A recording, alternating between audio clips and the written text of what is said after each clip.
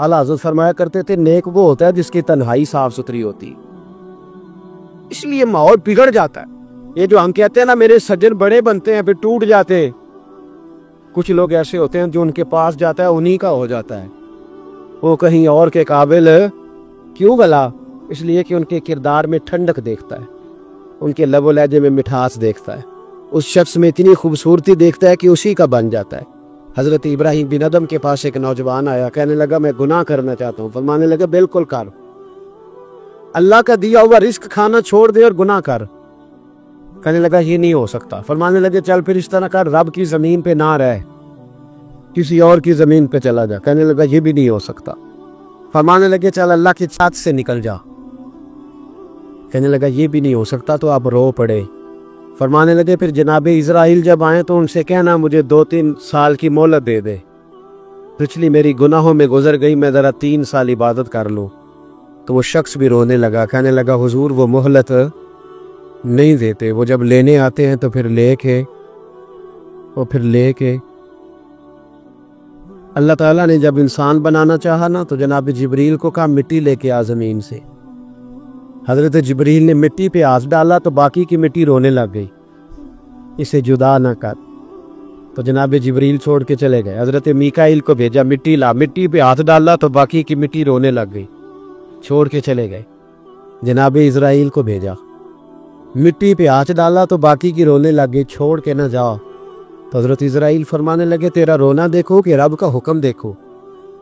वो ले गए, जब पेश की तो रब करीम ने फरमाया इज़राइल जान निकालने की ड्यूटी भी तेरी, तो मिट्टी को ले आना, बाकी मिट्टी रोती भी रहे तो रोती रहे, जब मेरा फैसला आ जाए तो फिर उसमें कोई गुंजाइश, हम खाते भी अल्लाह का हैं, नाफरमानी भी उसकी करते, ज़मीन पे भी उसकी चलते हैं, नाफरमानी भी उसकी करते, हुक्म किसी और का मानते, छत पे रब करीम की रहते।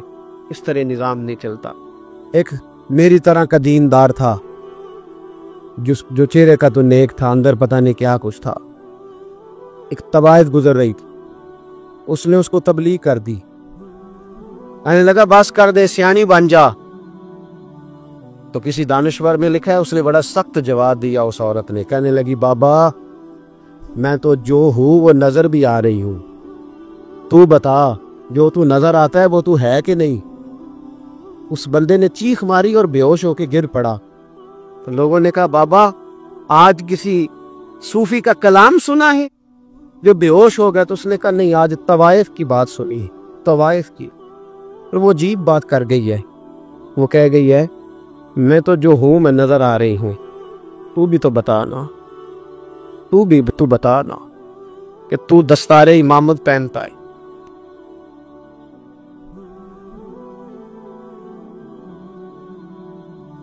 तू बता, तू जो कहलाता है तू वो है कि नहीं। ये वकाल अल इंसानु माला, ये राज क़यामत में खुलेगा।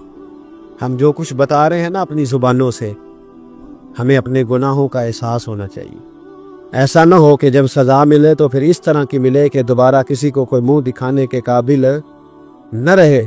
मेरे भाई याद रखें और समझें, गुनाह इंसान की ज़िंदगी को तंग करते हैं। मेरे नबी पाक अलैहिस्सलाम ने फरमाया जब तू झूठ बोलता है तो तेरे फरिश्ते किरामन कातिबिन साइड पे होके खड़े हो जाते हैं। जब तू जिना करता है तो तेरे अंदर से ईमान निकल जाता है। और नबी पाक अलैहिस्सलाम ने फरमाया जब मेरी कौम में नाइंसाफ़ी आम हो जाएगी तो कत्ल भी आम हो जाएगा। और सुन लो, लिख लेना ये हदीस दिल की तख्ती पर। नबी पाक अलैहिस्सलाम ने फरमाया जब मेरी कौम में बेहयाई और बदकारी आम हो जाएगी तो 2 सदाएं अल्लाह देगा। एक तो जवान मौतें आएंगी, जवान बच्चे कुछ भी नहीं देखा चले गए। और दूसरी सदा अल्लाह ये देगा कि ऐसी बीमारियां आएंगी जिनका इलाज नहीं मिलेगा, ऐसे अमराज टूट पड़े। अगरचे मैं आपको ऐसी तकरीर भी सुना सकता था जिस पे आप बहुत ज़्यादा महसूस होते, पर मैंने इस जुमे में ऐसा मौजू चुना है जिसका हमें ख़ास ज़रूरत है। भाई देखे तो सही, कहीं ऐसा तो नहीं कि हम उन ऐबों में मुब्तला हैं। मेरे नबी करीम अलैहिस्सलाम ने फरमाया जब तुम नेकी का हुक्म देना और बुराई से मना करना छोड़ दोगे फिर अल्लाह तुम पर जालिम हुक्मरान मुसल्लत करे। اور اگلے لفظ اس سے بھی زیادہ سخت ہیں۔ محبوب فرمانے لگے پھر تمہاری نیک لوگ دعائیں بھی کریں گے تو اللہ وقتی طور پر ان کی دعاؤں کو بھی قبول نہیں فرمائے گا، اس لیے کہ تم لوگوں نے نیکی کا حکم دینا اور بھلائی سے روکنا چھوڑ دیا۔ عزیزو یاد رکھو، جب گناہ عام ہوتے تو پھر حالات بدلتے اور لوگوں کو سزا ملتی ہے ان کے گناہوں کی، بلکہ یہاں تک لکھا ہے کہ نیت خراب ہو تو سزا شروع ہو جاتی۔ کیا خراب ہو؟ بولیے گا۔ نیت بھی خراب ہو تو سزا۔ حضرت رومی کہتے ہیں کہ ایک بادشاہ کو پتہ چل گیا کہ ایک آدمی نے بڑا اچھا باغ لگایا ہے، خوبصورت باغ ہے، مالٹے کا، کنوں کا باغ، بڑا پیارا۔ بادشاہ نے کہا ذرا جا کے دیکھتا ہوں۔ بادشاہ سلامت باغ دیکھنے آئے تو اب وہ مزدور آدمی تھا، عام آدمی تھا جس نے باغ لگایا، کسان تھا، اس کو کہا کہ چند کنوں توڑ کے لایا تو بڑے پیارے لگے۔ ایک دو اور لایا، کھائے، بڑے میٹھے، بڑے پیارے، بڑے توانا، بڑا مزہ آیا۔ تو بادشاہ کے دل میں خیال آیا کہ اس پہ قبضہ نہ کر لوں باغ پہ۔ ہمارے یہاں نا کرائے پہ دکان دیتا نا مالک، جب کسی غریب کی چل جاتی ہے کہتا تو خالی کر، میں نے خود ڈال لی ہے، چل گئی نا اس کی۔ حالانکہ رزق اپنے اپنے نصیب کا ہے، رزق اپنے اپنے نصیب کا ہے، جس کو اللہ تعالیٰ چاہتا ہے عطا کرتا ہے۔ تو اس کو کہا کہ اور توڑ کے لا، اور دل میں خیال ہے کہ یار اتنا اچھا باغ ہے، قبضہ کر لیتے ہیں، ہماری حکومتیں قبضہ کر لیتی ہے کہ کوئی چیز اچھی لگ جائے۔ اب وہ کسان 2-3 کنوں توڑ کے لایا، اس نے کھائے تو کھٹے نکلے، ترش تھے۔ کہنے لگا تجھے کیا ہو گیا ہے؟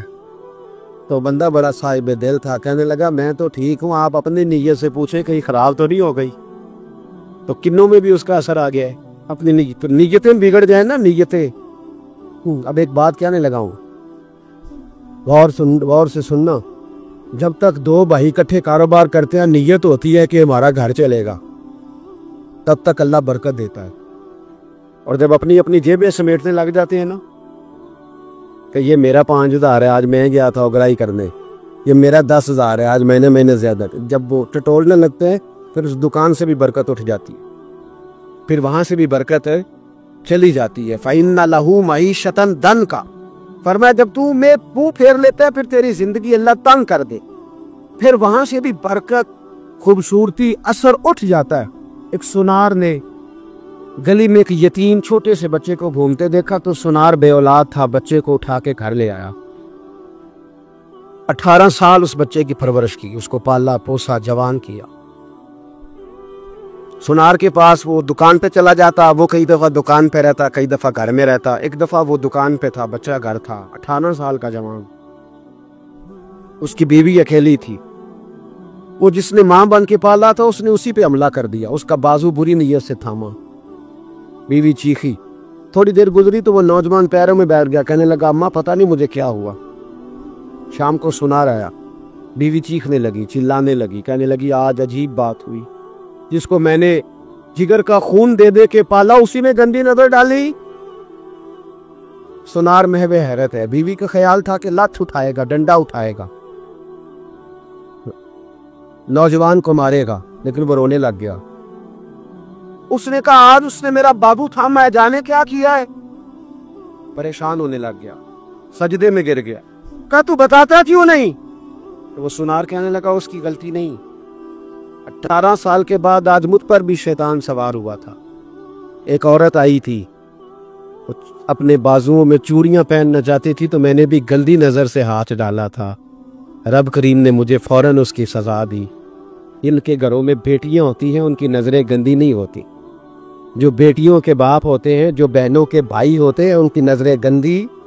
اور اگر تو ٹیلی فون کرتا ہے، تو کسی عورت کے ساتھ تعلق رکھتا ہے تو یہ بات لکھ لے، امام فخر الدین رازی 1، علامہ اسماعیل حقی 2، ملا جلال الدین رومی 3، امام خازن 4، امام جلال الدین سیوطی 5 حدیث کے استاد اور محدث لکھتے ہیں کہ اگر تو کسی پر گندی نظر ڈالے گا تو تیرا گھر بچ سکتا، یاد رکھ نہیں بچے، اس لیے کہ تیری نظر کسی کی بیٹی کو بیٹی سمجھ تاکہ تیری بچی کا پردہ قائم رہے، کسی کی بہن کو، یہ کیا بات ہوئی، کہ تو جتنا مرضی کاند معاشرے میں پھیلاتا رہے تیرا گھر بچا رہے، یہ کیسے ہو سکتا؟ فَإِنَّ لَهُ مَعِيشَةً ضَنْكًا، اللہ فرماتے ہیں زندگی تنگ ہو جائے گی تیرے لیے مشکل، تو ڈھونڈتا پھرے گا کہ میں مرنے کو جگہ تلاش کروں۔ سچی توبہ کرے، کھری توبہ کرے۔ یہ گناہ انسان کو مجبور کر دیتے۔ حضرت عبداللہ بن مبارک رحمۃ اللہ تعالی علیہ، ان کے سینکڑوں شاگرد تھے۔ ایک شاگرد کے انتقال کا وقت آیا تو گھر گئے ملنے۔ آپ کہتے ہیں میں نے زور لگا لیا پر اس کی زبان پر کلمہ جاری نہیں ہوا۔ میں اسے کہتا کلمہ پڑھ پر اس کی زبان پر جاری۔ اللہ اکبر، بہت بڑی نعمت ہے۔ دعا فرمائیں اللہ ایمان کی موت عطا فرما، ایمان کی موت دے اللہ کرے، ایمان کی موت دے۔ ایسے بھی لوگ دیکھے ہیں، مسجد نبوی ہے، رسول اللہ کا شہر ہے، سر سجدے میں ہے، روح پرواز کر گئی، روح پرواز۔ کتنا نصیبوں والا ہے، کتنا نصیبوں والا ہے کہ مسجد نبی نے سر سجدے میں رکھا ہے اور اللہ تبارک و تعالیٰ نے محبوب کے قدموں میں موت عطا فرمائی۔ تو حضرت عبداللہ بن مبارک کہتے ہیں میں نے اس کو کہا کلمہ پڑھ تو اس کی زبان پہ جاری نہیں ہوتا۔ میں بار بار کہتا تو وہ منت کرتا، کہتا حضور میں کوشش کرتا ہوں جاری نہیں ہوتا۔ فرماتے ہیں میں پریشان ہو کے اٹھا، ابھی میں دروازے پہ پہنچا تھا، اس نے چیخ ماری اور روح پرواز کر دی۔ بچے رونے لگے، بیوی رونے لگی، تو میں نے اس کی بیوی سے کہا کہ یہ جرم کیا کرتا تھا، اتنا بڑا پاپی پہ کلمہ جاری نہیں ہوا۔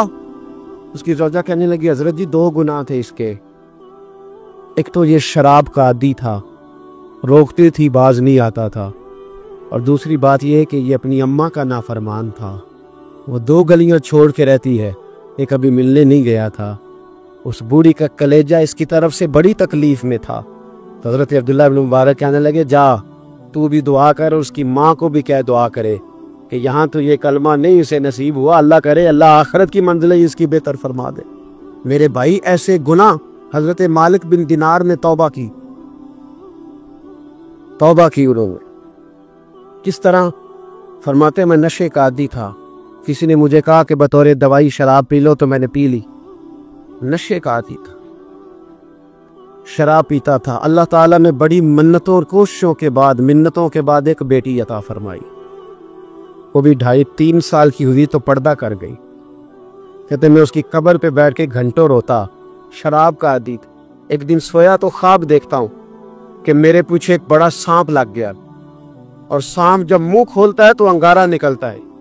میں پھر دعا کرتا ہوں اللہ ہمیں معاف فرمائے، اللہ ہم سے درگزر۔ میں کچھ قبرستانوں میں جاتا ہوں تو میں سانپ بچھو پھرتے ہوئے دیکھتا ہوں تو ڈر آتا ہے کہ ہم یہاں آنے والے ہیں۔ یہ لوگ کہہ رہے ہیں کہ تمہاری تیاری ہے، کسی وقت بھی اعلان ہو جائے گا کہ چلو بھائی چلو فلاں صاحب کا جنازہ ہے، اٹھو۔ لوگ کہتے ہیں جلدی کرو، اور ایک کونے میں ایک شخص یہ بھی کہتا ہے کہ دیگ بھی رکھ لو، مہمان بڑے جمع ہو گئے، اور ایک کونے میں لوگ یہ بھی کہتے ہیں کہ برف ٹھنڈی لے آؤ، لوگوں نے پانی بھی پینا۔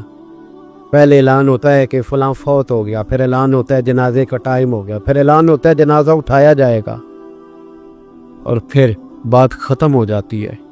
پھر کل من علیہ فان، پھر کوئی نہیں پوچھنے آتا، ختم ہو گیا، قصہ ہی ختم ہو گیا، ان لوگوں کی کہانی مٹ گئی، ختم ہو گئے، بڑے بڑے قد کلا، کوئی پوچھنے والا نہیں۔ موت کا راج ہے موت کا راج، موت راج کرتی ہے بس، اور کسی کا راج وہ راج کرتی ہے، جدھر جاتی ہے اسی کا راج ہے، راج کر رہی ہے۔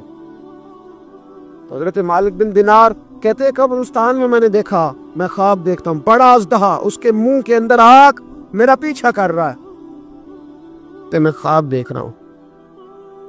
میں دوڑا، لیکن وہ اژدہا جب میں دوڑا تو میرے آگے آ کے کھڑا ہو گیا۔ میں مشرق کو دوڑا تو وہاں بھی آ گیا، مغرب کو دوڑا تو وہاں بھی آ گیا۔ جناب مالک بن دینار کہتے ہیں ایک بوڑھا شخص کمزور مجھے بچانے آیا، پر اس اژدہا نے پھونک ماری تو وہ بوڑھا آدمی دور جا گرا۔ کہتے میں چیختا تھا، چلاتا تھا، ایک پہاڑی پہ میں بھاگا گیا تو وہاں مجھے میری بیٹی ملی، مجھے فوت ہو گئی۔